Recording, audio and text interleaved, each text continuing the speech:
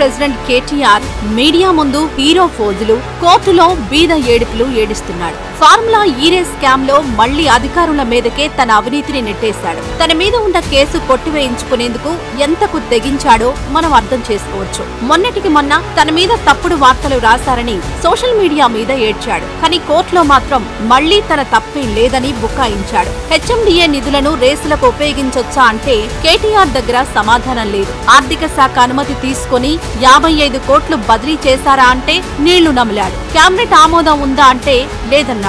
పోనీ పౌండ్లు విదేశాలకు పంపాలంటే ఆర్బీఐ అనుమతి ఉందా అంటే లేదంటారు. మరి నువ్వేం చేశావంటే నేనేం చేయలేదు, నేను అమాయకుడిని అంటాడు. అంతా అధికారులే చేశారని వాళ్లను జైలుకు పంపించి తాను మాత్రం బయట పడాలనుకుంటున్నాడు. ఇంతకంటే మోసం ఉంటుందా?